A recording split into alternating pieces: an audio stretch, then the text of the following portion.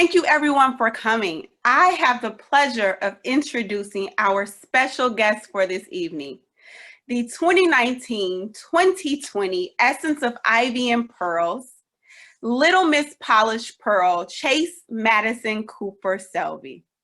Chase is currently a freshman at Homewood Flossmoor High School, where she is a new member of the swim team.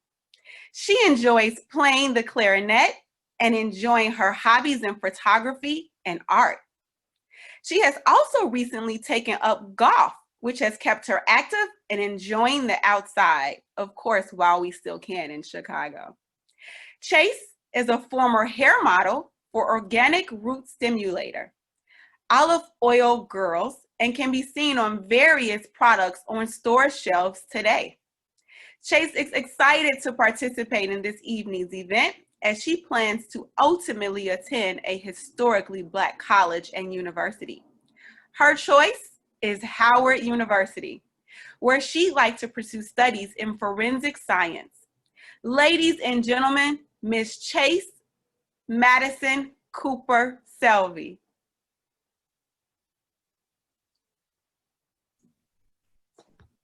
Good evening. Good evening. Our first panelist is Jocelyn Lee Ann Vineyard. From Jacksonville, Florida, Jocelyn is a recent graduate from Florida Agricultural and Mechanical University, where she received her degree in Allied Health with a concentration in pre-physical therapy. She currently attends St. Thomas University, where she is working on her master's degree in educational leadership. At FAMU, Jocelyn was an initiate into the original Beta Alpha chapter of Alpha Kappa Alpha Sorority Incorporated and served as Miss Senior Attendant for the 2018 to 2019 academic year. One of Miss Vineyard's favorite Bible verses is Psalms 91 verse 4. He will cover you with his feathers, and under his wings you will find refuge. His faithfulness will be your shield and rampart. She uses this quote as a daily reminder to always trust in God.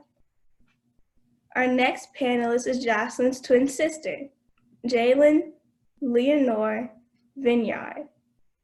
Jaylen is a current third-year PharmD student in Florida Agricultural and Mechanical University's College of Pharmacy and a proud recipient of the Distinguished Scholar Full Ride Scholarship. Initiated into the original Beta Alpha chapter of Alpha Kappa Alpha Sorority Incorporated, Jaylen gained valuable experience as a program mentor and had the opportunity to serve on FAMU's Royal Court as Miss Sophomore during the 2016 to 2017 academic year.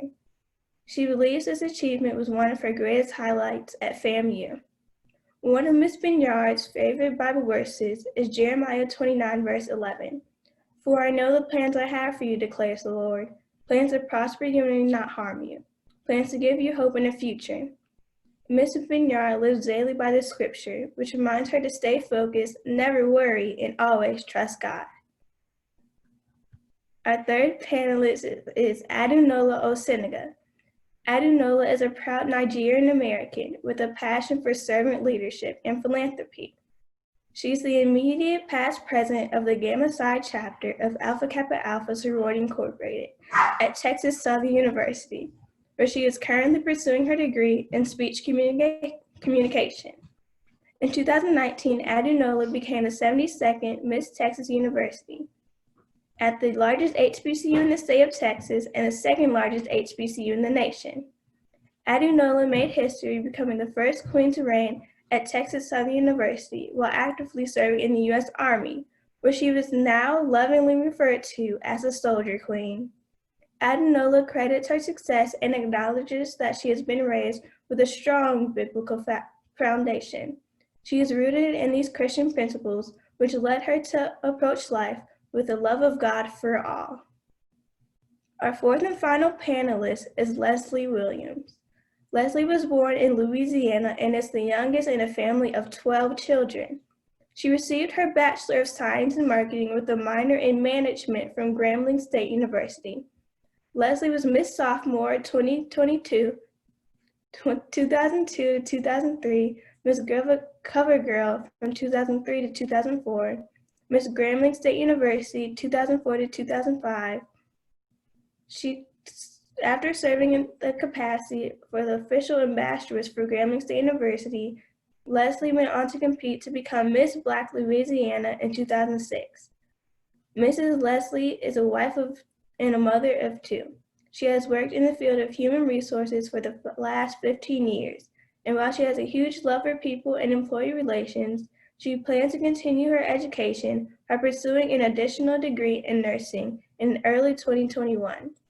Initiated into the Alpha Theta chapter of Alpha Kappa Alpha Sorority Incorporated in 2003, Leslie strives for a lifetime membership, and she is currently active in the Phi Kappa Omega chapter of Alpha Kappa Alpha Sorority Incorporated. Mrs. Leslie lives by the motto, "Know that your truest life is when you are in your own dream, yet awake and enjoying it." Thank you to all our panelists. We now graciously welcome you to PKO's Pink Table Talk, the HBCU Royal Court Edition. Thank you so much, Little Miss Polished Pearl. You look so beautiful, and we appreciate you helping us today. If we could all give Miss Polished Pearl a round of applause. Thank you. Well, ladies, it is a pleasure to have you here this evening. You guys look beautiful. Your crowns are fabulous. I'm jealous over here. I don't have my crown. We're going to jump right in. We're going to talk tonight about college, crowns, and careers. So if you're ready, ladies, I'm ready. Ready? All right. First up, you guys have had the honor of being part of the Royal Court on your campus. What was your most memorable contribution as a campus queen? Who'd like to take that one first? I'll take it. My most memorable, like you said, my most memorable accomplishment of being on the Royal Court? Yes. My most memorable accomplishment was when we were able to tour different cities, Orlando, Miami, Jacksonville, Tampa, Alabama, that were near, to go recruit students to come to FAMU and just tell them about our experience at FAMU and why it was just memorable, why we liked FAMU, why I liked FAMU, why I chose FAMU, why I chose my major. And it was very touching to see that you impacted so many students to want to come to FAMU, want to become interested in even joining organizations, becoming active, being a well-rounded student. And that was just the most memorable being on the Royal Court. Awesome. Nola, how about you? What was your most memorable contribution as a campus queen? I truly would have to say during, I believe it was November, we had an opportunity to host the National Democratic Debate on the campus of Texas Southern University. So as a senior, because I'm actually a graduate of Texas Southern at this point, that was like a whole big array of events. And then I got a call late that night after the debate, and they said, well, can you prepare to be at the school around 11 a.m.? We need you to handle the project. And I'm like, okay. And so when I got to the school, they knew I was military and they knew of my security clearances. And they said, well, we would like it if you were able to show around the Democratic nominee, Joe Biden. And I said, okay, well, that'll be interesting. And then we decided to go all around campus. And it wasn't kind of just like Rachel and the group thing. He literally was there to kind of like go hand in hand and walk through my campus, and I got to fully tell him about Texas Southern. I got to tell him about the importance of HBCUs, and I got to share that experience with other TSU Tigers. So it was almost like a family experience, because it was almost like we invited someone over and we got to show them all of our photo albums. We got to show them all of our favorite things, and it felt like home. And I was able to share that with my friends and my family, my fellow Tigers. So that had to be the most memorable moment as queen. Oh, that is so awesome to be able to meet Vice President Biden and then escort the team around campus. Jocelyn, how about you? Your most memorable contribution as campus queen? Jocelyn? I forgot to unmute myself, I'm sorry. But my most memorable event serving on the Royal Court would have to be recruiting. We went to various places, and especially when we went to Jacksonville. I'm from Jacksonville, Florida. And it was just, you know, a lot of our recruitment comes from there. So at the recruiting events, we award scholarships, and just seeing the excitement on the students' face, like coming to FAMU. Because when I got accepted to FAMU, you could not tell me that I wasn't going to Harvard University or any like big school. I was just so excited, and they were there with their families, and they were crying, and you know, they were finally excited to come to FAMU. So just being able to relate to them and, you know, ready for them to get involved on campus. They were just so excited. So I think that was my biggest contribution coming to the Royal Court. That's awesome. So staying on the topic of when you guys joined the Royal Court, Leslie, can you tell me what was going through your head the minutes before they announced that you were queen for Grambling State University? Hello, everyone. Well, first and foremost, I prayed about it before going into the contest within itself.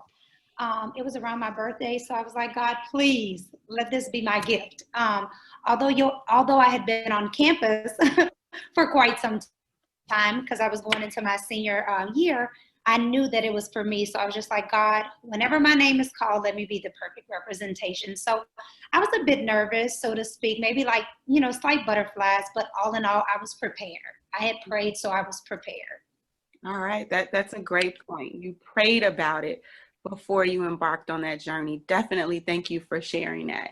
I don't know, Nola, how about you? The moment before they crowned you at Texas State, how was it? The most important thing I can talk about was actually the buildup of the entire month, because while going to school the entire year, I actually was training up for like a promotion. So first weekend out the month, I'm headed back to Arkansas for drill. And genuinely, when it came down to getting prepared for the pageant, I really couldn't do anything else different. I had to continue to train as if it was like something that was a part of the Army. So I said, okay, well, I need to dress, I need to campaign, I need to do X, Y, and Z. And then that entire buildup really made the moment, because I already felt like a queen. I already knew in that moment that it was like, oh my gosh, what has TSU done for me in a way that I can give back? So I just gave back my service, right? So I made sure that everything I did wasn't just all about me. I truly made sure that if they in fact crown me, I'm going to have to crown someone else. I'm going to figure out how I can incorporate people. So I was calling people at home. I was calling in Chicago. I'm from Chicago. And I was like, hey, y'all, we trying to go two-peat, because Miss Texas Southern before me is from Chicago as well. So I'm like, y'all, we need it. We got to go to HBCUs. I've been here for 3 years. I need this, not just for me. So that whole moment, and when I found out that I had received it, I was full. Only person I called was my mom. I said, Mom, it's a done deal. Let's party hard. So I was just full. I'm a very vibrant person, and that was a vibrant moment for me to be able to share it with all of my family and friends, because they saw the work that I had put in, and it wasn't for anything. And even the people I competed with, they felt it. We all felt like a calming spirit during that competition time, where we like, oh, we did it. We all did it. Thank you. And I must correct myself. You are from Texas Southern University, and I don't want to ever get that confused with down in Texas. So thank you for that. Jaylen, what inspired you to participate in your school's pageant program? Honestly, what inspired me was I've always done pageants since a little girl, and, you know, running for a Royal Court position was always my dream prior to going to FAMU. It was just a matter of time when I was going to do it. My freshman year, I was going to do freshman attendant, but I was very nervous. So I waited till the freshman spring instead of the fall to run. And just, you know, having mentors who were previously campus queens, previous Miss Sophomore attendants, just talking to them, you know, seeing what they have done around campus as far as recruiting, putting on programs, that really opened my eyes like, hey, I want to do the same exact thing and even inspire more. So the way that they inspired me. So that's really what supported my decision in doing my pageant. Okay. How about you, Jocelyn? What inspired you to participate in the pageant program? So what inspired me, I was Miss Senior attendant. So my sister was Miss Sophomore attendant years prior to. So I was inspired through her, because at first I was like, the Royal Court is nice, but I was nervous to do it. I was contemplating on if I really want to reach out and go for this. So just seeing her, like how she bonded with her court family, how she was going to events, like literally everything's like the Royal Court, the Royal Court, the Royal Court. Like I remember our first birthday at FAMU, she was with the Royal Court. So they were just like really close knit. They were going on events, recruiting people. I can just see how much joy it brought her. So I was like, I'm going to do this. And then I had pro fights that were all actually also on the Royal Court. And then even coming to FAMU, I'm just like, the Royal Court was just well poised, and just always elegant and always nice. And people like really looked up to them on campus. Okay. I love the twin thing. Myself, my sister would say, oh, I inspired her, but I love how you said that, Jaylen inspired you to pursue being on the Royal Court. So it's nice to have an advocate and a support system when you're down at school too, right? Yes. Yes. All right. So let's pivot a little and let's talk about the college. Let's talk about your experience at your HBCU. So Leslie, this one's for you. Why should an HBCU be at the top of any prospective student's list of schools to attend? The culture, first and foremost. I know we have a lot of hashtags and a lot of different things we see on the internet and just in today's society about for the culture, for real. An HBCU is just an awesome place to be. Mm-hmm. It's like a second home. You feel at home. You see people that look like you. You accept people, you grow with those people, they become lifelong friends. I now am able to actually assist in the SGA president at the time of my reign. So it makes me feel good. He's now running for Congress in the state of Louisiana. So you build those friendships and you support these people. And as Jocelyn was saying, you make those friends and you're committed to one another. And when you do that, it's not like a go along to get along type situation, but you have family away from home. And that makes it such a great experience. And an HBCU experience is holistic. It's like none other. Oh, I love that. Holistic, and the culture is something that is important to students and they should look forward to. So I don't know, I'm going to ask you something very similar to that. What makes the HBCU experience different? And coming from Chicago and living here and then going down to Texas, tell us how that was different for you. Honestly, the HBCU culture, the HBCU experience in itself is breathtaking. Okay. You kind of have to take in that breath. Anyone who knows when you're visiting, they have high school days, middle school day, you do have to take a breath because there's so much going on. I saw a video going around when TikTok first got popping. It was like when you go and, first day on HBCU campus, the dancers, the this, the that, the Greeks. You saw all these people going and it's just like you trying to figure out what to do. And that is the moment you have to realize I have stepped into a whole nother world, but it's mine. So you kind of get to take ownership of it. And then by taking ownership of it, you realize that you're touching an untouched world that allows you to become unvanquished, unbridled in your approach. You start to become untouched with what you do. And I can honestly say, coming from Chicago, Illinois, that was, I tell everyone I'm born in the city where giants are made, right? So I feel like I'm a big fish. And I actually live in Arkansas. So I was like, Mom, tell me where the HBCU is. Like, where am I going to go? What am I going to do? And I looked and I searched and I visited FAMU and I visited Tuskegee and I visited all these places. And you get to find that home away from home that truly takes care of you, that loves on you, that speaks back to you. And I don't know about any other campuses, any other types of institutions that can say, no, this is your home. You belong here. And any place that can tell me back to myself that you belong, I'm there without a shadow of a doubt. So that's how HBCUs make me feel. That's how I hope everyone else can feel once attending them. Awesome. Awesome. Jocelyn, this one's for you. With being down at the beautiful FAMU campus. Yes. Tell us your favorite spot on campus. My favorite spot on campus has to be the set. I'm not sure if anyone has heard of it, but it's an event we have every single Friday. Yeah, explain it to us. Repeat it again because we haven't heard of it. It's the set. So every Friday we have like vendors. If you have a business, you promote your business there. You have all the Greek, dance, modeling organizations there. It's literally everybody comes out on Friday and it's like a big cookout, family gathering, good vibes. music, food, and that's one of my favorite spots. Like, I live close to the set. I stayed in a townhome literally on the set, so all my line sisters, we gathered, got ready, headed to the set, and it's literally like a big fashion show and just that Black excellence feeling. So I definitely miss the set. It's one of my favorite spots on campus. Okay, you're making me want to go to the set. Yes, we gotta go to set Friday. All I had was a quad. I want the set. So Leslie, down at Grambling, can you tell us some of the clubs or other organizations that you were a part of on the campus? Absolutely.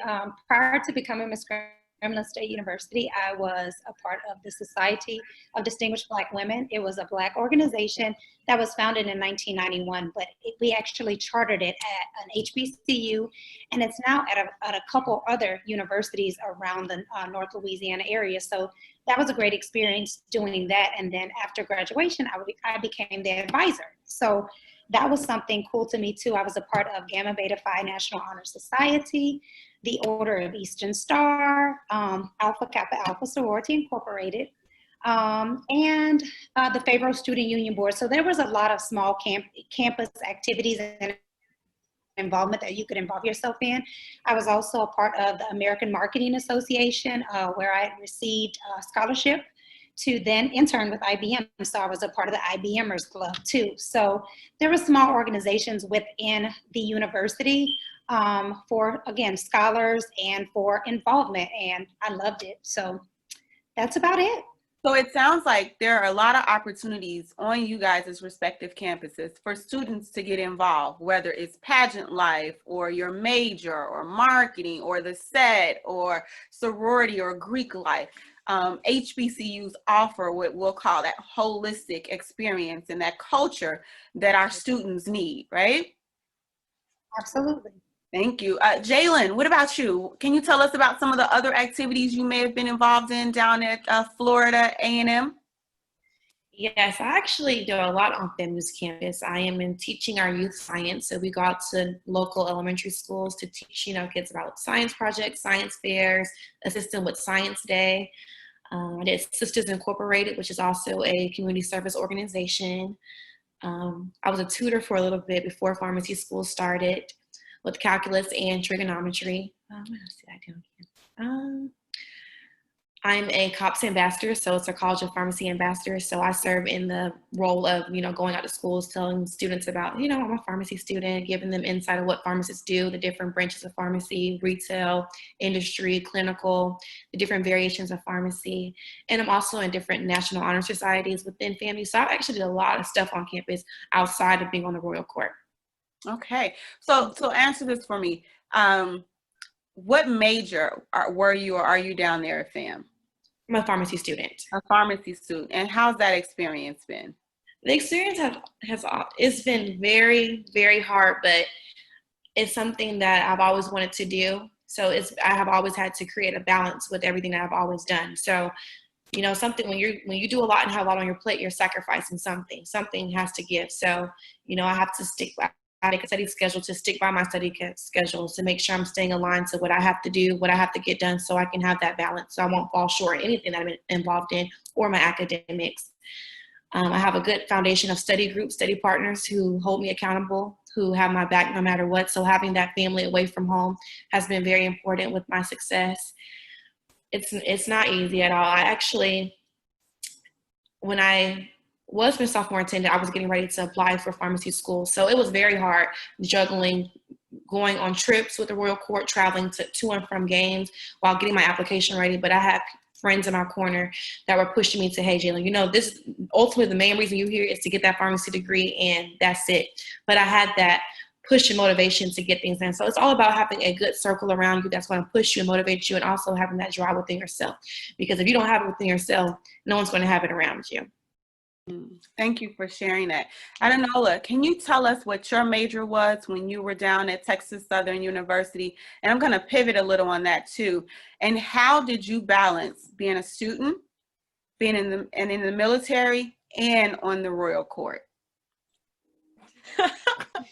I think that's just hilarious because that's like the number one question that I got asked during like the whole entire experience. And I was like, well, I can't tell you because I'm doing it. But now after the fact, after graduating and, you know, taking my deep breath, I will have to say, just like Jaylen said, a balance. You have to write down that to-do list and say, hey, these are my major priorities. These are my needs. And then these are my wants. This is what I want to add. This is what I want to do. This is what I want to, you know, get at by the end of the day, what I want to finish.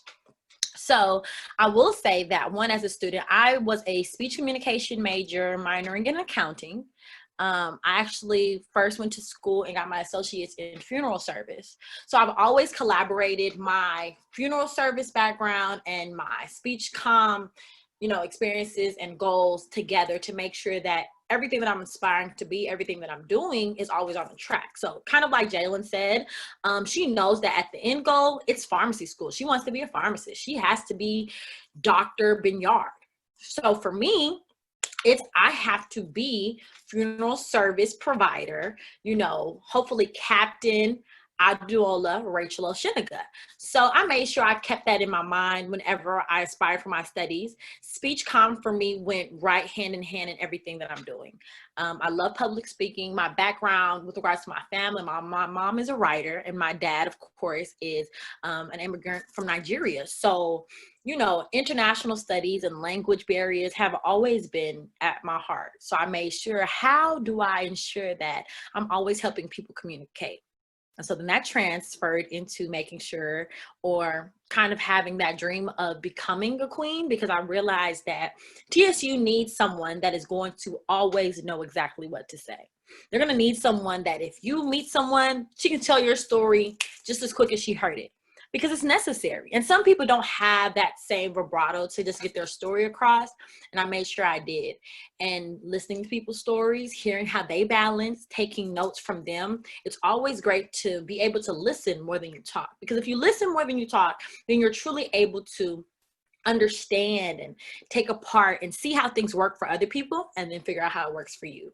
And I think that's also a great thing that happens at HBCU. Once you listen to all the stories that people have, you know, while you're on the yard or at the quad or in your dorms, you start to realize I actually got the best piece of cake I could have, because I'm getting so many treats, so many details, so many tips on how to make it. Because we all want to make it. We all want to be successful. We want to be doctors and lawyers and great kings and queens that truly do triumph. Despite what the world throws at you, we all want to excel. And I'm grateful that somehow I figured out a balance just by listening more than I talked. Understood. Great advice for our students that are watching this. You know, figure out what your major priorities are, what your needs are. So I want to pivot and go back just for a moment. We talked about majors, and I want to make sure that our guests that are listening understand the diversity in the majors that are offered at HBCUs. So Jocelyn, can you just quickly tell us what your major was at FAM? So my major at FAMU was pre-physical therapy. Mm-hmm. I did the science route because I plan on being a science teacher and eventually become a principal. Do you also want to ask me the question of how I was able to balance everything, or? Yes, how were you able to balance it? So being a senior attendant, this is my senior year, so I was in preparation to go off to grad school. I had the GRE to study for, which is a graduate college entrance exam. So I had to prepare for that. I had to make sure all my applications were in order. And then on top of that, graduation, making sure like my finals are coming around the corner and all that. So a good balance of making sure that I get into the graduate school of my choice, making sure that all my classes, my finals, and prioritizing everything. Also, while my reign was coming to an end, but making sure that I was okay to go on to the next level. So you have to have that mindset of, it's life after FAMU. That's the saying that we always say, that, yeah, you can get caught up FAMU, the HBCU experience is 1 in a million that you'll never, ever, ever come across again. So it was a really good experience, but you also have to remember in the back of your head, what is the reason why I'm here? And I need to accomplish that goal. I need to get up out of here and move on, because it's life after FAMU. Thank you for sharing that. So I'm going to pose this question to all of our panelists who want to answer this. why an HBCU? Our students need to understand, why should I pick this HBCU or an HBCU over my local state school? Can you tell us why an HBCU was important for you? Okay, I'll go back to me. So I'm a third generation Rattler. My grandmother went to FAMU, and at the time my grandmother went to FAMU, my grandmother had 4 kids undergrad, and she was at a small HBCU back home, UWC. Then she got her master's in education at FAMU actually. So she had 6 kids, and she was traveling from FAMU to Jacksonville. So she probably had class Monday, Wednesdays, and Fridays for the graduate program, and then coming home to assure the needs of her children. So I was just like, wow, my grandmother really did that, was juggling school and having children and being married while attending this wonderful HBCU. And then my mother, she got her master's in education as well at FAMU. And then it was me. So it was our turn, Jaylen and I's turn. So I was like, you know, we're applying to all these schools, getting scholarships little by little. So I'm just like, Lord, wherever you see me at, place me at. Like, my story coming into FAMU, I didn't know exactly where I was going to be, but literally everything fell into place. Like, I took the ACT. I can't even imagine how many times when I prayed to God, I said, God, this is my last time taking this test. FAMU came out to our school, and the Royal Court actually did, and they were doing a recruiting event, and they were talking about ACT score, then scholarships. It was like, you make a 20 something on the ACT, and if you get this grade point average and all this stuff to get a full ride. So I'm just like, I have a twin sister. My mom probably can't afford for both of us to go off to college, because Jaylen did a program where she graduated with her associate's degree. And I did an engineering program. So she had 2 years paid off. So my plan was to stay home and do my 2 years and then transfer to HBCU. But Jaylen and I, we literally did everything together. So I'm just like, Lord, I cannot be home 2 years and then see you go off. Like, you know, if that's his plan, that's his plan. So going back to the recruiting event, I prayed. This is my last time taking the ACT. I took the ACT, and I think the requirements at the time was the composite score of a 27. So I took the ACT, got my scores back, and I made a 26. I remember just like crying. I was like, I did not qualify for the full ride. Mm-hmm. So I was talking to some people on Facebook. I was in a group meet for incoming freshmen. And they were saying like, no, you need to contact the admissions. Maybe they can do something. So I contacted financial aid and admissions the next day, and they super scored the score. So that is when they're taking the different parts of each test and giving you a different sub score. So my sub score ended up being a 28. When I tell you, I dropped literally everything and was like praising God. I was like, Lord, FAMU was for me, and no one could tell me otherwise. Like, I got the full ride. And then they sent me like an iPad, and then I was like, literally everything aligned. So I was like, Lord, this is where you want me to be. Literally everything that I just knew, like everything that I was going to touch at FAMU was going to be mine. So I was really excited. That's for HBCU, and I would not trade the experience for none other. That's a good point. There's I call it a misnomer out there, if you will, that HBCUs don't have money, or there aren't scholarships to attend HBCUs, but you are a testament to there's something out there, for you to go to school. And I'm going to do a shameless plug here right now for the Essence of Ivy and Pearls, which is Phi Kappa Omega's philanthropic arm. We have an HBCU scholarship dedicated to students who want to pursue an education at historically Black colleges and universities. So do your research. To everyone out there listening, there's money to go to HBCUs. So Leslie, can you tell us why should a student consider an HBCU? As aforementioned, it's definitely an experience like any other, but there's awards and scholarships for us all. I mean, for the simplest things, for being left-handed, for, being a child of a single parent. There's different things. And even in that process, you're looking and they're trying to grab you then, allow us to help you to get to us. So that family experience is, again, like any other. As the other young queens have mentioned, being able to go and see those things and look at them and just be in awe, because you're seeing the same person that looks like you, and you can be in those positions just as those, queens saw themselves in the royal court visiting.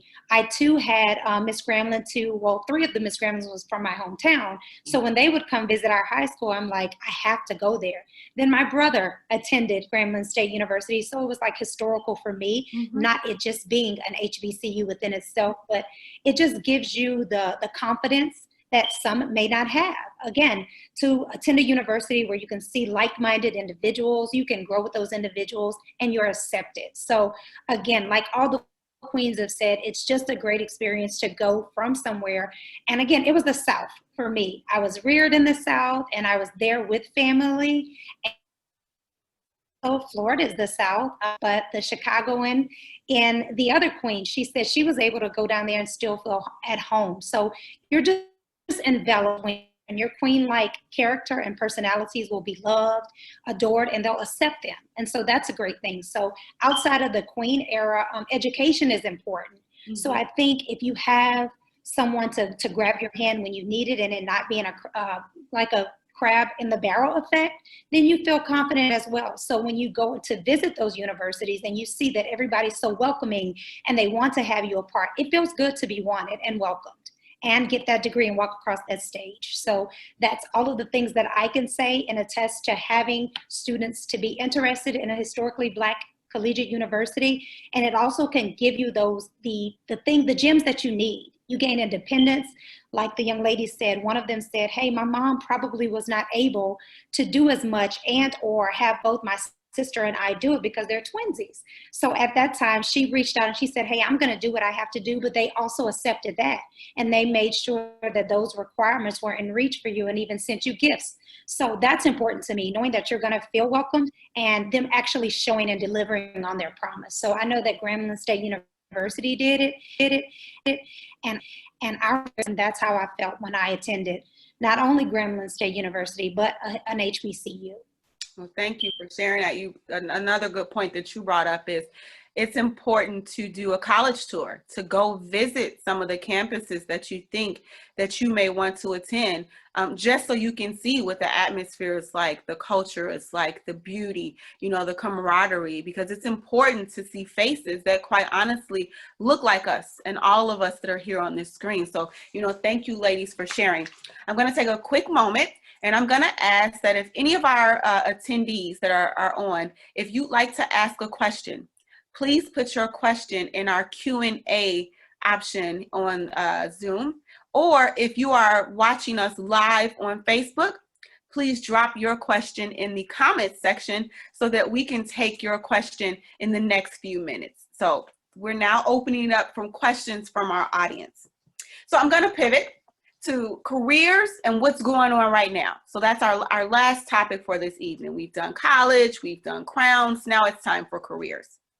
So the first question is, it's time for elections. Our national election is approaching us in the next month or so. And we know that it's this election is like no other, right? As a woman, why is it important to vote? Who likes to take that one? I'll take it. All right, Jaylen. Well, at one point, women didn't always have the opportunity to vote. So it's very important to take the opportunity because people fought for our right to vote. People died for our right to vote. So I take it very important to vote because of that. That's simply my reason to vote. I think people should become more aware of the history behind voting, the opportunity that was not always there for women or even being Black. So that's why it's definitely important to vote and exercise your right to ensure that you vote. Thank you. You bring up a good point. Nola? Yes, I'm going to go right behind Jaylen. I want, and I'm kind of going to put a call to action because I'm all about, people understanding exactly how much power they have. So on the Facebook Live, in the chat right now, if anyone can tell me what this year means, or how many years it is of this year that we're celebrating for one pivotal thing with regards to women, I'm going to send you something in your Cash App. I put my right hand up to God because I'm just that excited about it. It's a 100-year anniversary of whatever this subject matter is. I want someone to drop it either in the comment section on Facebook or in the chat. But by the end of what I'm saying, hopefully someone has sent it. So we have our tech team working behind the scenes. As soon as I get an answer or see it, I'll let you know who that person Please, was. please, please. So in that time, I'm going to tell you all this, that one, women were not allowed to vote whatsoever for a certain amount of time. And that itself is a reason for you to exercise your vote. Then African-American women of color had to fight for their right to vote, right? Because it was a barrier between women and even colored women and women of African-American descent. That in itself is a reason for you to exercise your vote. Then let's take it to 2020, right? We have to understand exactly the reasoning behind exercising your right. You know, we exercise it every day. We get up, we go to work, we have the right to, you know, state our opinions. We have the right to go into any establishments and do X, Y, and Z. You're exercising your rights every single day. So do not forfeit your right in saying that, you know, it's voting year, it's election year.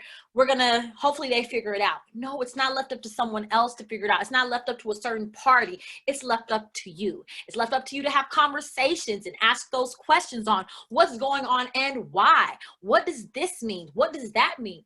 And yes, it is painful. Yes, it's some things going on that we have no control over. I'm very sure that everyone has understood exactly what happened today when realizing that our dear and lovely sister Breonna Taylor, that subject matter is up and present today. But that's even more of a reason for you to do the research, to exercise your right, to understand exactly what it means to vote, to understand that voting rights was passed just in August 6th of 1965. That is not too many years ago, right? So we have to make sure that today, as people of color, as you know, I say game changers, and for the people of Chicago, as people who are, I call them giants, you truly have to make a giant impact, not just on what your life is, but the entire world, because that's when you know you're making a difference. That's when you know you're making an impact. So voting is not a choice, it is the choice. Understood. So I appreciate your call to action because I've gotten so many messages about what the answer is. So I'm going to pause before I give the answer, and I'm going to let Leslie answer that question. Okay.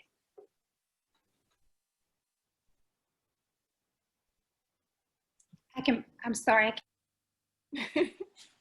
We're ready for you. Go ahead. Okay, I'm sorry. Say it again, Michelle. I'm so sorry. Course. As a woman, why is it important to vote? Oh my gosh. I have two little ones. He's up and coming, so that's very important for me. And when I was running for Miss Grambling State University, my campaign slogan was make your vote your voice, make Leslie Randall your choice. These are the times when it's important to make your choice heard. And we know who's running. I'm doing a shameless plug, but you know, we know. Let's get out there and make our vote our voice and make the appropriate candidates our choice. And that's all I have. If you don't take anything else from here tonight, this evening, please get out and make your vote your voice. We love that. Now tell us your campaign slogan again. It was make your vote your voice, make Leslie Randall your choice. Now Mrs. Williams, but then I was Randall. So now Mrs. Williams. But yes. Oh, that was so good. So beautiful. Okay. Right. We have a Please question. get out. We have a question from our Q&A, and it comes from Laiva McNeil. Did any of you guys change your major? And if so, how did you adjust to the changes in your new major? Were any of you guys, did you change during the school year? Jocelyn? Yes, so I started off as a pharmacy student. Being that I transferred to pre-physical therapy, it wasn't much of an adjustment, being that the science courses were related. I was on scholarship, so any other major, if I want to switch to education, which I kind of want to do, it would be like restarting all over again, and I did not want to do that. My thing is, when you get to FAMU, or whatever HBCU, whatever college you decide to attend, kind of do it because like you want to do it or something that you're passionate about. Like at first I thought I wanted to be a pharmacist because, you know, my stepmother's a pharmacist. She graduated from the College of Pharmacy at FAMU. The program, it was really convenient. It was 6 years in. For FAMU, you didn't have to test to get into the pharmacy program like other institutions. So I think that was kind of my initiative to, okay, let me do pharmacy. But when I started taking the classes and when I started getting in depth in the program, I got accepted into the program the spring semester, and I was supposed to start the fall semester. So I prayed on it, and I was just like, Jocelyn, this isn't what you're supposed to be doing. Like, if this isn't going to bring me complete happiness in the long run, I need to get out before I get in and go through the program and either flunk out or end up doing something that I really ultimately did not want to do. So you have to do what's best for you and not let any other influences influence you to do something just because it seems good, even if it's a money motive or everyone's doing it. So I think that was kind of my thing. Being that I switched to physical therapy, like I said, a lot of the courses related, like the chemistries, the biologies, and all those courses. So it wasn't very much off track. And don't let no one convince you that, oh, you're changing your major and you're going to be here forever. Like, I graduated, I came with the goal 4 years in, 4 years out. So do what's best for you and what makes you happy. Well, thank you so much for sharing that. I'm sure, you know, at 17 and 18, it's difficult to ask someone, what do you want to do with the rest of your life? Give us a major. When last week we were telling our kids, you know, wash the dishes and don't forget to make your bed. Now we want to know, what are you going to do when you're 40 years old, if you will? So that's a good point that, you know, it's okay. It happens. And if you need to change, or as I like to say, pivot during that time, it is definitely okay. So in a few, we're going to have our little Miss Polished Pearl, Chase, is going to come back on camera. She has a question. So Chase, when you're ready, please feel free to join us. I don't know, Nola, your call to action got so many responses. We had Tiffany C gave us a response, K. Dior, Elisica. We have a Tiffany C that gave us a response, a Tiffany W that gave us a response. The first response, though, that we received, and yes, we took into account those that are on the chat, those that are on Q&A, those are on Facebook, because you know we like a good challenge. The first response that I see is from MC Michelle on Facebook, and she says, it is the anniversary of the woman's right to vote. It is 100 years of women's suffrage. So Tiffany, what did you say the name was? It's Michelle MC. And Michelle it's not just Michelle, but another Michelle.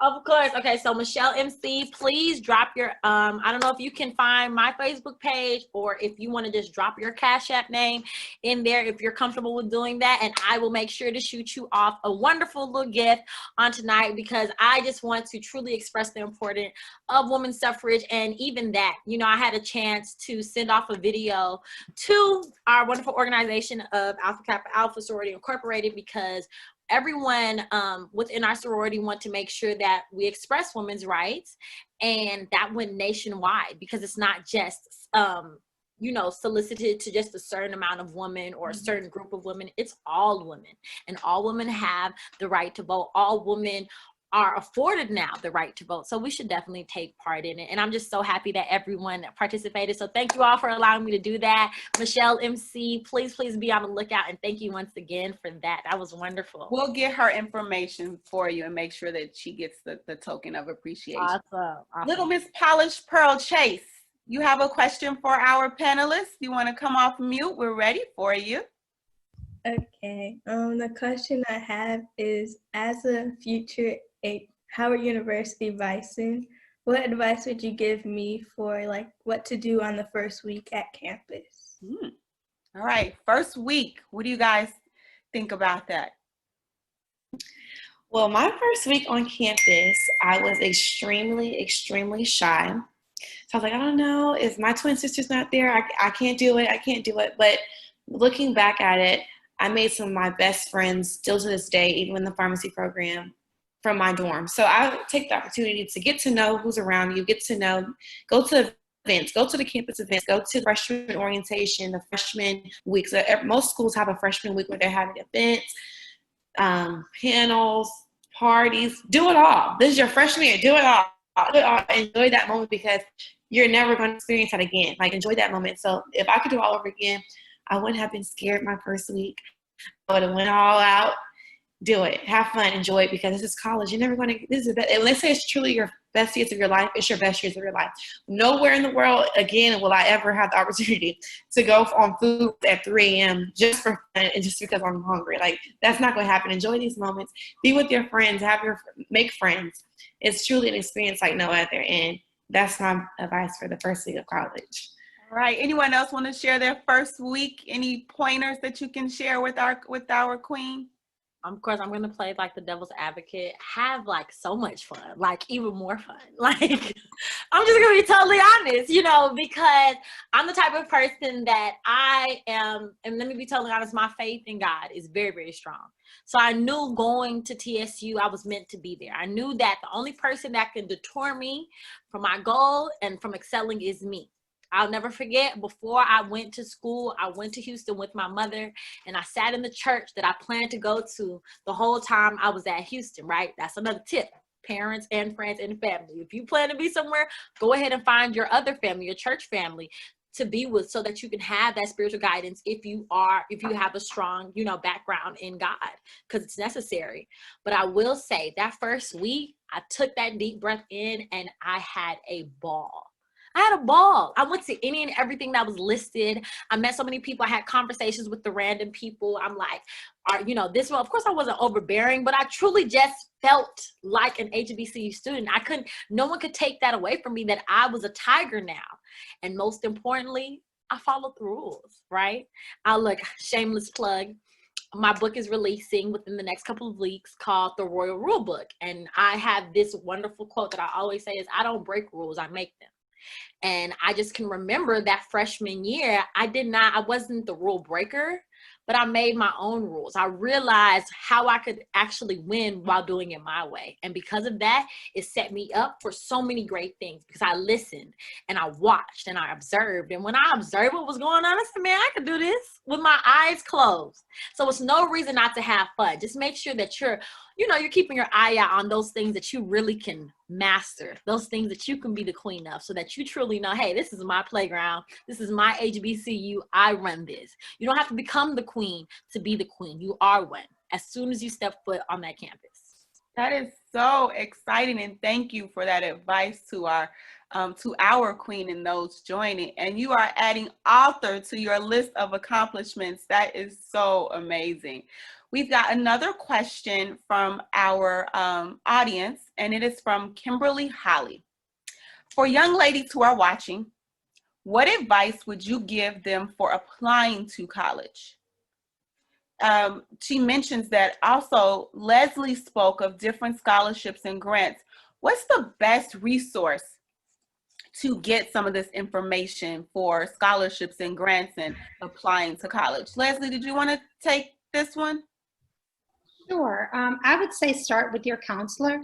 That is your first starting point, but there's also, nowadays there's so much access that you have to different things. So I would start, even if you just simply Google and say, hey, how can I start, filling out for scholarships? I'm going to the following universities. I'm interested in the following universities.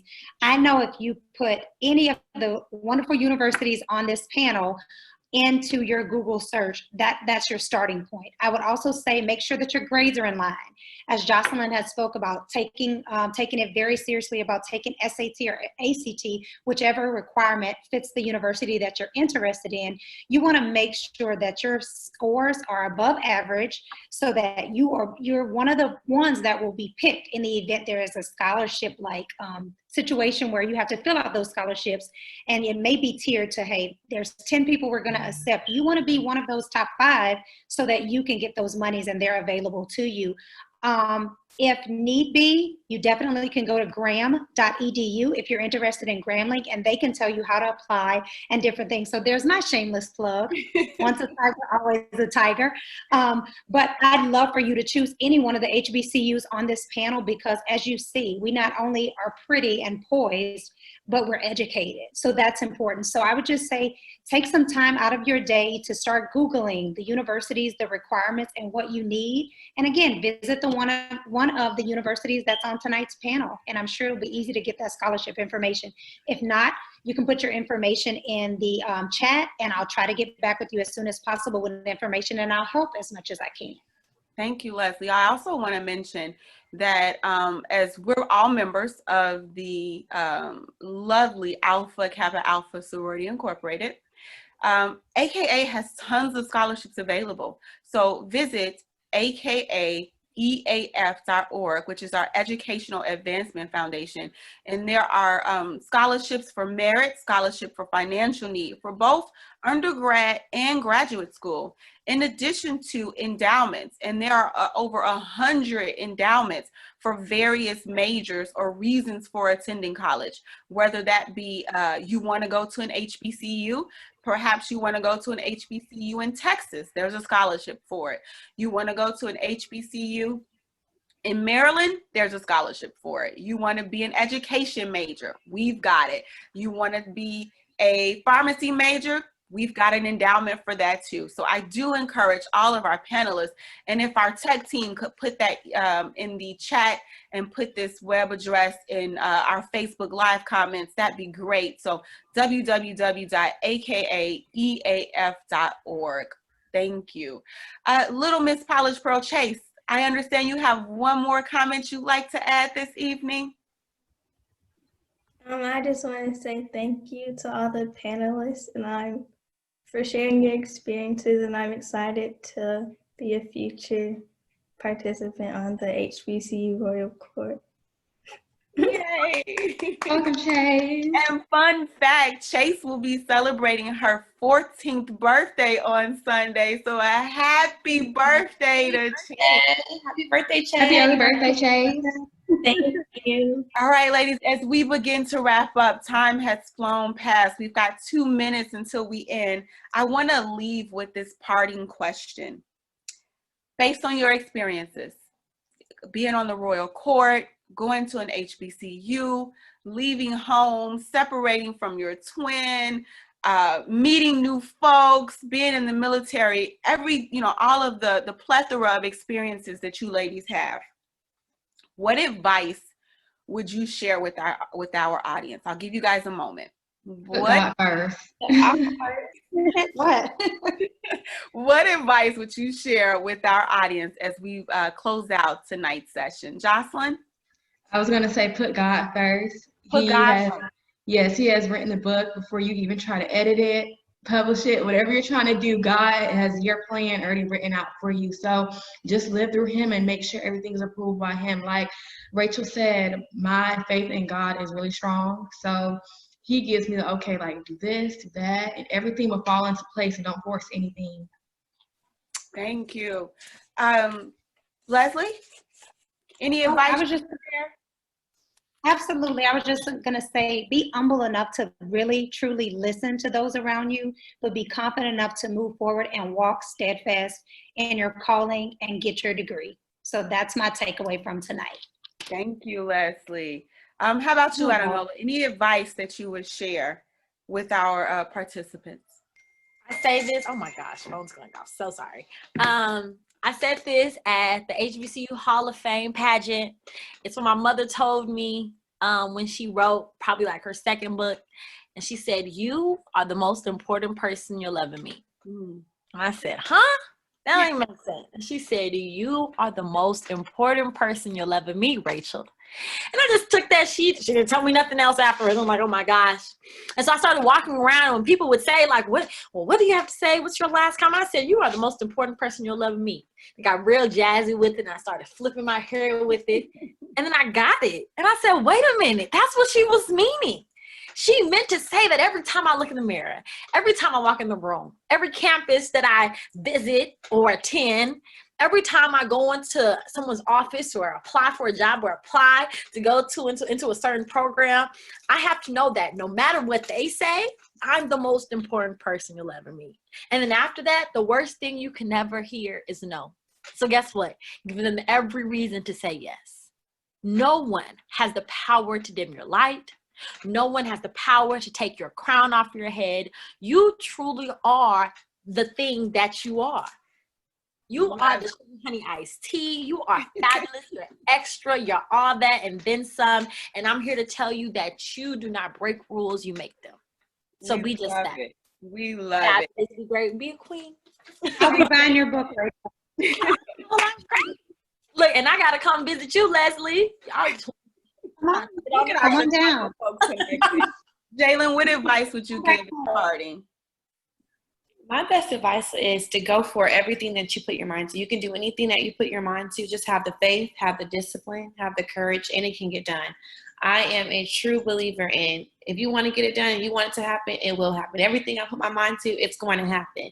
And just believe in yourself. No one's going to believe in yourself but you. You can't convince someone else to believe in you if you don't even believe in yourself. And that's the best advice I can give to anyone. And I wish you all success.